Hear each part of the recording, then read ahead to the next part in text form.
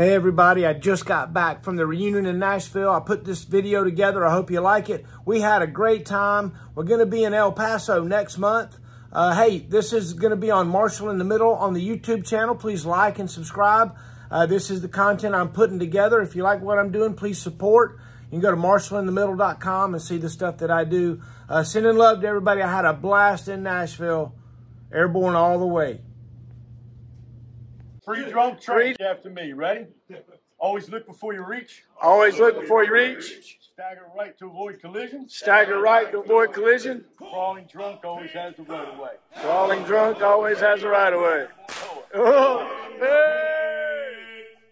Lord God, we just thank you for this weekend.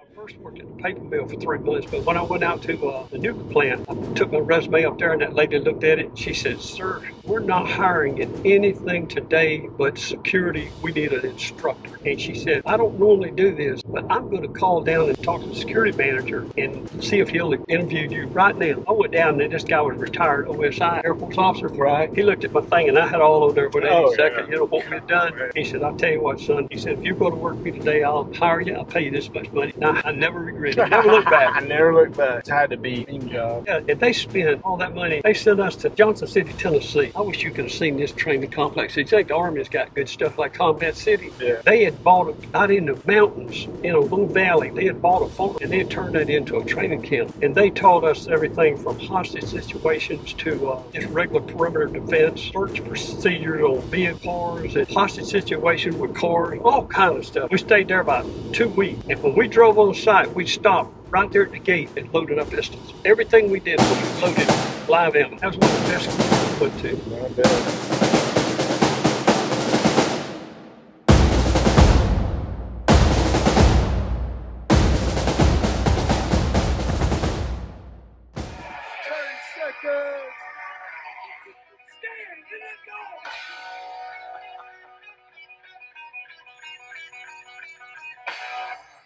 Green light, go!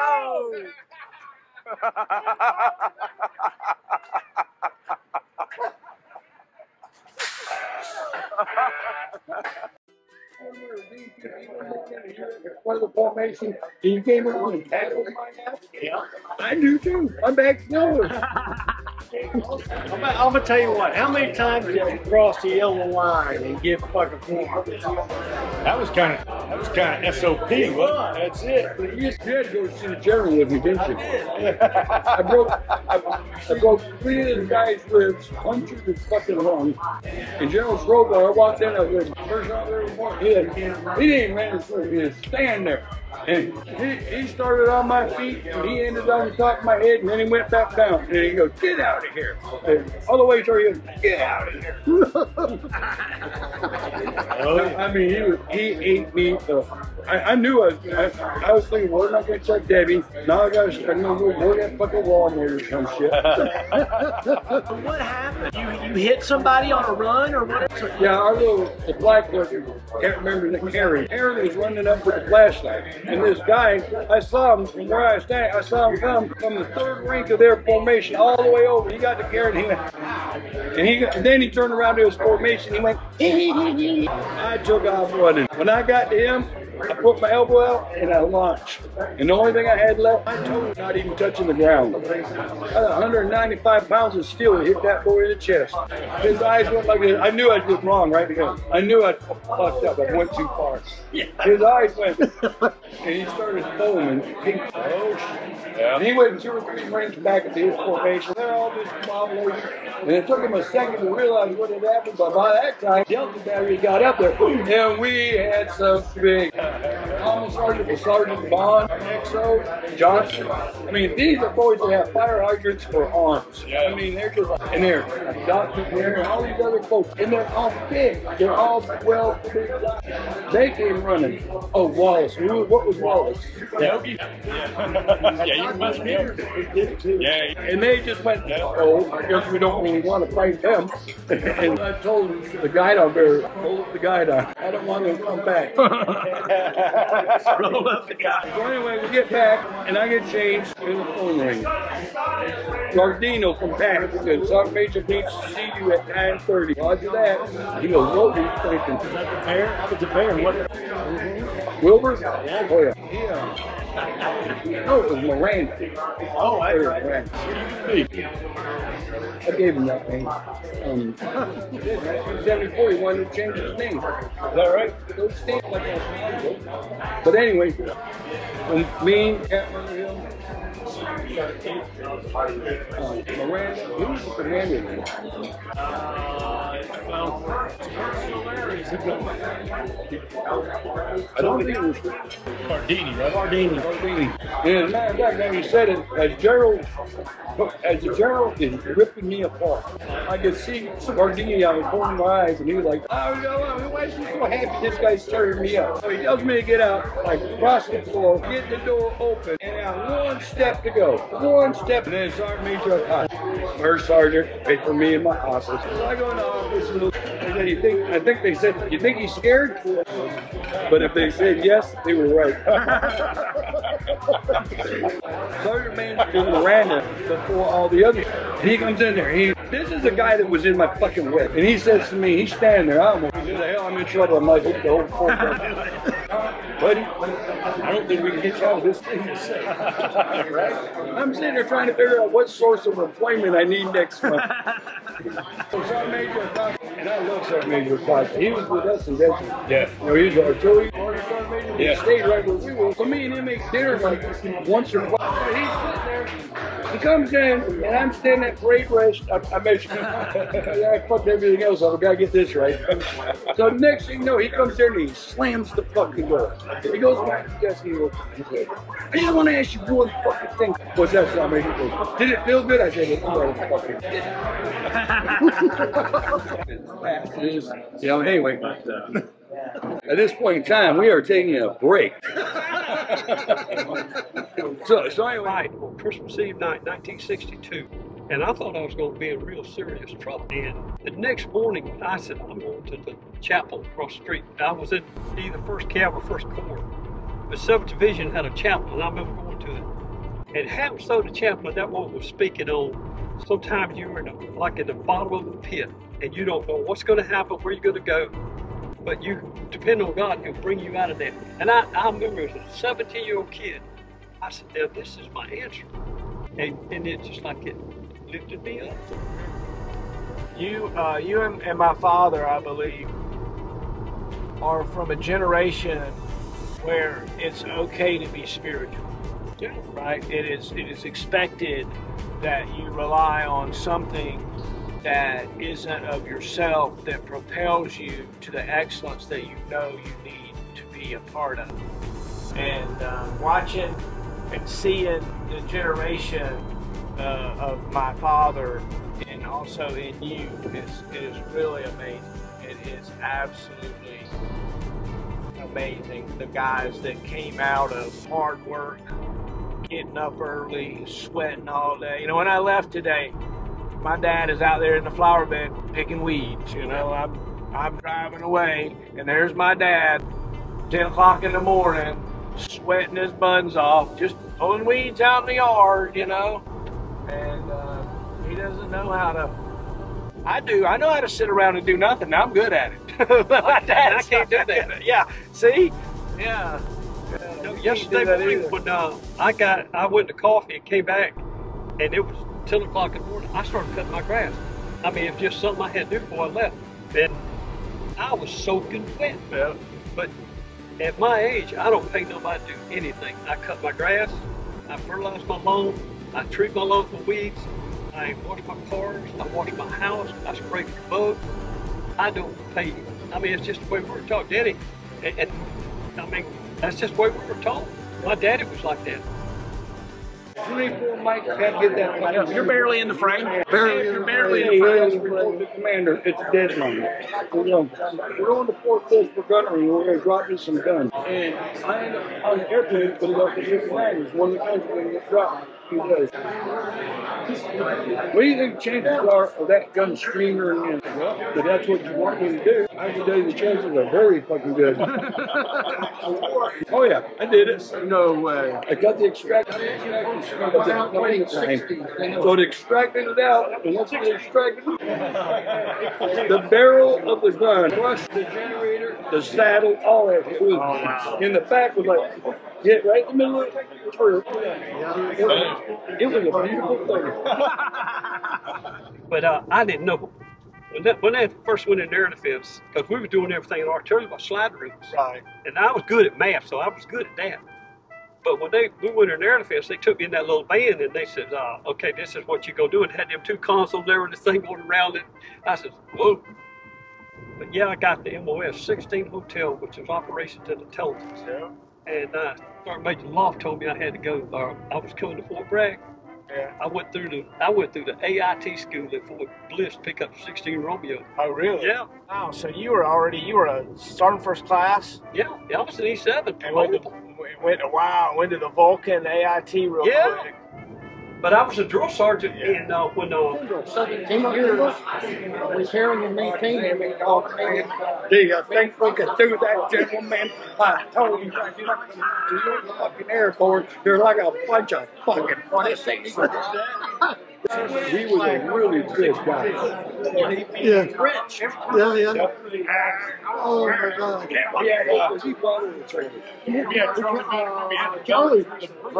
Charlie battery.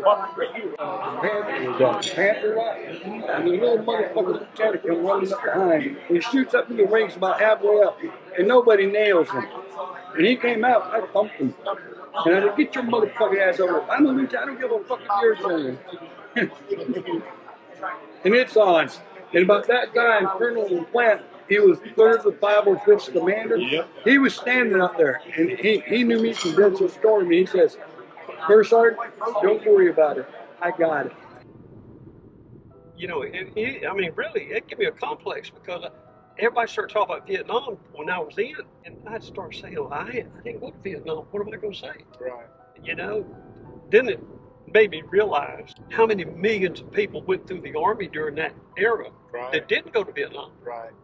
And especially a lot of air defense guys didn't go to Vietnam. Right. A lot of state artillery. And I think that's why the good Lord told me you need to re-enlist in '66 to change your MOS from artillery, because I would have been in the middle of it, especially the last 25, 30, 40 years of my life. That God took away the desire for me to curse. He took away the desire for me to chase women. He took away the desire to, I mean, I love drinking beer, right? But I don't, and even yesterday or this morning, I prayed. I said, God, don't let me do anything up there that would bring dishonor to you. I said, I really did. Now I said, I want the Holy Spirit to lead me and be with me. And if I try to step out of line, tap me on the shoulder. So, you mind if you How much total you got? Oh, They're free. $50. I'm collecting the money. Yeah, he's collecting the money. that's I appreciate that. Almost about. Yes. Hey, listen up, folks. Let's get a picture with. Everybody, if you're part of 34th ADA, please come over here. Let's get a picture with Sergeant Major Boshiers. Yeah. I got that. He is a legacy that extends from a long time ago through an amazing group of folks right here. We got a few of them too. That's right. We can all set up. Yeah. Just an old troop, just there. Move to the left. Just about. Put them in the center. I will be the little guy. Come on. Hold on, I got a solution to this. There you go. There's Joe in there too. There we go. Thanks, Jared. Sergeant Major, apparently you're a legend. Have a seat. Oh man, come on. All right. Where are your I'm gonna tell you, I'm just totally honored with the people that I have right here to see. All right, give me a big smile. I'll get really close. Really close. That's your luck, guys. That's it. Really close. Ready? 1, 2, 3. Ladies, first of all, I'm just going to say thanks for coming back out to Nashville, man. Once again, we've had a great time. I'm having a great time. It's been awesome to see all the younger old-timers mingle with some of us older old-timers and to just hang around and share stories, man, and be together. I'm thankful for that. But listen, we all know that one of the original reasons we started, or well, I say we, I give credit where credit's due to Roz and Will, Paul, and Levi, and Cecil. The reason they started this stuff was because we had a lot of guys, our brothers and sisters, that were losing their battles. So one of the things we always want to do is remember them, right? It's one of the things we're going to do. So, you know, this past year's been kind of hard on us, especially this last month. You know, this morning we had this brunch. It was sponsored by a guy by the name of Doug Ports. He's a retiree, spent a lot of time in 3rd of the 4th in the mid-80s. He used to be my boss. Then became the battalion re-enlistment NCO.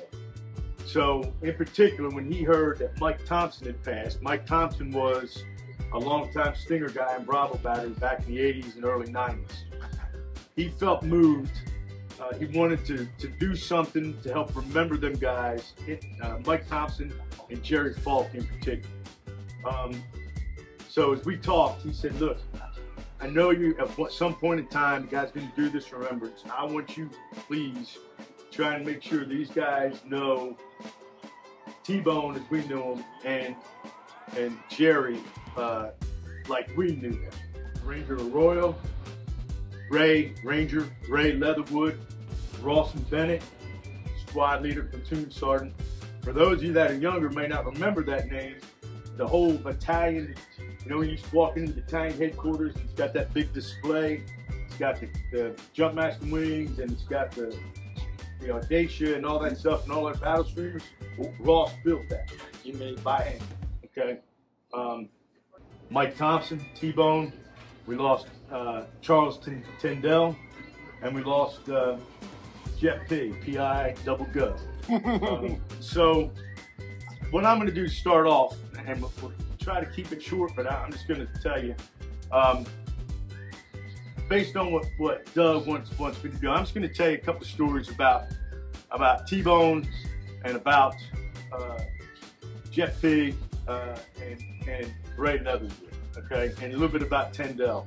And then between me and Will knew Falk a little bit, he knew T-Bone, and then I'm kind of open up the floor for anybody else who might have known them guys and might want to say something. And then we're going to raise our glass, toast them guys, and then we're going to get motivated to meet our goal of $1,500. Cool? All right, so listen, so I talked about a little bit ago, Ranger Ray, man. Ray Leatherwood was a skinny guy, quiet guy. When I met him, I came to Charlie Battery as a young E5. He was a section sergeant in Stinger platoon. Quiet, but always good professional, and everybody wanted to be like Ray.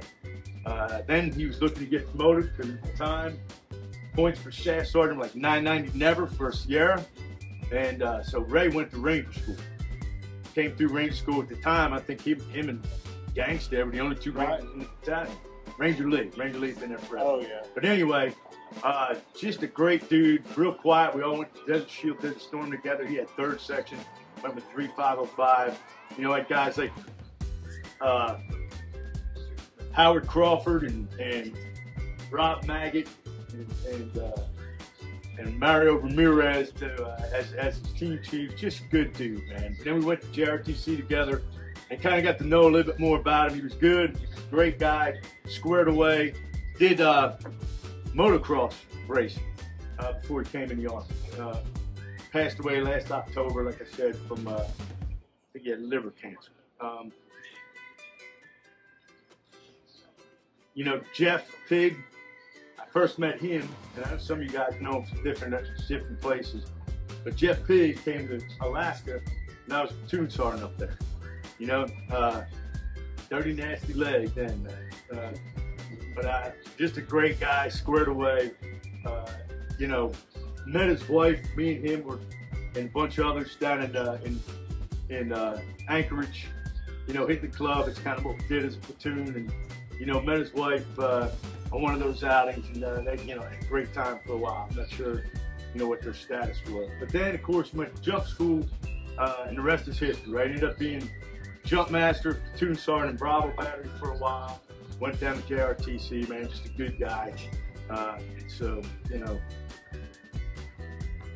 what's more to say about Jeff, man? I'm sure somebody got cool stories. Some of the stories I would love to tell. I can't tell. While you're down there? Yeah, we did. We did. Now, that's not where he met his wife, but yeah, we spent some time at the Bush Company. Bush Company's over there. Yes, world famous. Yeah. You know, I didn't know much about Ranger World. I met him after I retired, and I was working with Tony Wino on the CRAM program, and he'd come down there and help with that thing. But you know, he's just a squared away guy. I mean, you look at him, it seems like he's real squared away, senior paratrooper. And I've learned, he told me at one point in time, I guess he was a private carrying battalion colors in one of our battalion runs. I guess just before I left. So I didn't know. Of course, that time he was a young guy. I just didn't know. But real squared away guy, and you know, sad circumstances on his path. Tyndall, you know, many may not remember, but Tyndall was Sergeant Kraft's driver when they got struck by an IED. It's one of the things I always remember about Tyndall. Tyndall was the driver, Maurice was the passenger, the TC, and then I can't remember the kid's name. It was up in the... No, it was the country guy, man. It's not Snowden. There you go, Snowden, that's it. How can I not remember that guy? But anyway, he was the gun. So when they got hit, you know, Snowden went out and pulled security, and Tyndall was the guy who performed first aid on Craig. Probably saved his life. So, you know, Maurice ended up having to lose his leg and that kind of thing. Well, I remember talking to Tyndall not long after that. And it's funny how you know, small little comment, man, just kind of affects you. And so I told him, I said, you know, Tyndall, what was going through your mind when all that happened? And he said, you know what, Sergeant Major? Nothing. He said, I couldn't think. All I can remember was all the training we ever did just kicked in. You know, put a flat pressure, put a bandage, do a tourniquet, and you know, some of you guys may have heard me tell that story before because it just drove home all the repetitive things we always did, we always thought was so monotonous. And there it is. There's the whole reason we do it, right? Because we're not thinking when that kind of shit happens. You just got to go into what you know how to do. You know, just boom, there it is. Great kid. I always remember him smiling, man, in the S1 shop that you got over there. Just a nice guy. You know, what do I say about T-Bone? I was telling you, his son was here, Tim. I think you all met him. Great guy. But T-Bone was one of a kind, man. He was. I met him when he came to Bravo Battery with E4. Came from Italy in like '85. One of the most squared away stinger guys and paratroopers you'd ever meet. You know, he stuttered. And so, you know, T-Bone, when he tried to talk to you, he'd be like, and he'd come out with whatever he had to say. There's only 2 times that T-Bone didn't stutter. That's when he was drinking, and he drank a lot, like we all did, or when he was on the platform forming Jumpmaster, dude. And that guy never stuttered after that, when he was doing that. He was probably the French press guy and the special coffee guy long before French pressing and coffee was ever cool. Yeah. Every time he went in on a jump or every time we went to the field, which, oh, by the way, I was telling Tim earlier, I'd never seen anybody pack better for a field problem in my life with a large Alex than T-Bone. Always had things. I'm like, how'd you fit all that in there? I don't know how to get it, but he always managed. But he always had his little French press in this little beat-up can that he twists out. I'm like, what are you doing? You making coffee? Yeah, I'm like, you know, he's pressing it all out. Like, to this day, I don't know what all that crap is now. Rod's just showing me some of his stuff. I think he does, but that was long before that stuff was cool, man. Yeah, I remember a couple of times with T-Bone, I was telling Tim we had to go meet up with couple of Ranger crews that were doing some stinger stuff at JRTC. It was the last rotation at Fort Chaffee, and we were, it was the Rangers, like I said. So we had to go meet up these hate teams, they call them, harassment and addiction teams.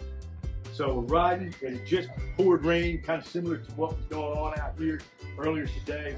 And we go over this low, and get to this low water crossing that was not low water then. And it's just roaring like a river, right? And we're like, oh shit, what are we gonna do? I guess we're just gonna have to make it happen. All right, man. So we take off our patrol caps, you know, at JRTC, we got our OC patrol caps, right? And of course, get our OC radios, T-Bone get ready to go, and I was like, oh, wait a minute. Had to get his smokes, man. T-Bone smoked like a chimney too. And we held on to our little thing, like, all right, man. I said, I don't know if we're gonna make this, T-Bone, but obviously, here I am, here he was, so we made it. The only other funny story I'm gonna tell you about him real quick, I told you, T-Bone liked the stuff. So this one rotation, we're talking, I forget who, I think it was 10th Mountain. And just so happened that the TC that he was covering, he liked to stutter too. Well, I don't say he liked to, but he had, you know, he stuttered like T-Bone. Well, the difference was that T-Bone, when he stuttered, did and when this kid stuttered, it was, so I remember walking up, right, to see what's going on. For some reason, I don't know why I was going up to their position, but anyway, I'm walking up, and all I see is the two of them going at it. I don't know if they ever got their points across with it, but I was doubled over in laughter, man. That was T-Bone. And if we ever went somewhere, T-Bone was skinny as a rail, man. Like, probably weighed a $120, soaking wet with a rucksack. But he's from Texas. So that man, anytime you went anywhere, he had to have his WWE belt buckle on. And he was smooth, man. Had his shirt tucked in, his pressed jeans, cowboy hat, and he had a buckle that was about this big around, man. Looked like Ric Flair. But he was always out there ready to go, man. A smooth operator. But that's my buddy T-Bone. All right, I'm gonna give it to Will to tell some stories, a couple stories about Jerry Falk. Yeah. One thing I always remember about Jerry is that smile, man. He always had a smile. When I first met Jerry Falk, he was a staff sergeant in Bravo Battery. He was the squad leader next to my squad leader, who was Staff Sergeant Arroyo from Puerto Rico. And half the time, Arroyo spoke Spanish when he got excited, and I didn't know what he was saying. And many days, Jerry Falk saved my ass about everything. He was also single at that time, and every girl he dated thought that they were engaged. And he had a lot of girlfriends. But he ended up retiring. He worked out at Walmart. He passed away during COVID. He was a pastor for his church. Him and his wife were pillars of society. I'll tell you what, Command Sergeant Major retired Jerry Falk was a wonderful, wonderful man. And I'm honored that we can toast him tonight. Yeah, yeah. All right. Does anybody have anything anybody that'd like to tell a story about Tyndall, Royal, anybody else? You know, I knew Tyndall, and my first weekend in division, you know, once I'd gone through processing, I got to Bravo Battery and 2002 during the summer. And Sergeant Maggot was on his way out. He was still there, and you know, he was getting me squared away. And I remember they were trying to find me a room, and he said, "Well, he's got a half shelter, so fuck him." So you know, so we go on, and Tyndall said, "Well, I'll get him squared away upstairs." So we do that, and he invited me to go out for the weekend. Said okay, and so you know, once the duty day was over, I got changed. I was wearing a pair of jeans, Doc Martin boots, something. Tyndall walked up, and if you knew Tyndall, he was big into computers, and he made a career of that in the Army. But he walked up, and he was wearing a full-length leather jacket, and he had on these glasses. And he said, "What are you doing?" So I said, "We were going out." And he looked me up and down. I'll never forget. And he goes, "Not in those shoes." And here's, you know, in front of these, this guy wearing all black, wearing a leather trench coat. I don't know what I've gotten into, but we're going to do it. So, you know, I was there the whole time he was there, and you know, the night you're talking about, I remember it vividly. And he's just one of those guys that was always happy, always good looking. Just a good guy. One of the things that I'm led to say at a time like this is that we, I think, realized that there was a time in our life we were willing to give our lives for our brothers, right? We were willing to deploy, fight, and win for our country and our neighbors, but most of all, each other, right? When we deployed, we did our things, it was the bonds between each of us that kept us going. And I hope we can continue to honor things like that. Anybody else? I want to say one thing. I didn't know him, but I just, at a time like this, I think it's a time that we remember them, we thank them for their service, their sacrifice, and they may be gone, but they're not forgotten. As long as we mention their name, they're in our heart. And hopefully they're up there looking down smiling. And I hope when I'm gone, you guys will remember my name. We will. Okay. We will. Anybody else? Listen, man, let's raise a glass. And here's to our brothers that we lost this year. Ranger Arroyo, Ray Leatherwood, Michael T-Bone Thompson, Jeff P.I. Double Gun Pig, and Charles Tyndall. Here's to all of those fallen. Couple more. God bless them. Rawson Bennett. Rawson Bennett, thank you. And Carl Waters. Carl Waters. So I can't believe it. all those. Airborne. Cheers. Airborne. All right, Bobby Howard, we're headed home back to Alabama. We're leaving Nashville and the Hillside Crossing from the 3rd of the 4th Air Defense Artillery Regiment reunion here in 2023. Did you have a good time? Great time. Look forward to doing it again. Amen. Amen. Sending love to all the brothers. Airborne all the way. Put on your boots and parachute, shoot, we're going up, we're coming down. Put on your boots, we're all American and proud to be boots and parachute. For we're the soldiers of liberty. We're going some ride their gliders to the enemy. We're coming down the sky, parachute over. We're all American and fight, we will. Boots and parachutes, till all the guns of the foe still. Get ready. Airborne from skies of blue. Stand in the door. We're coming through. Make your jumps and take your bumps today. Let's go, put on your boots. Your jumping boots, your parachute. Get all those glides.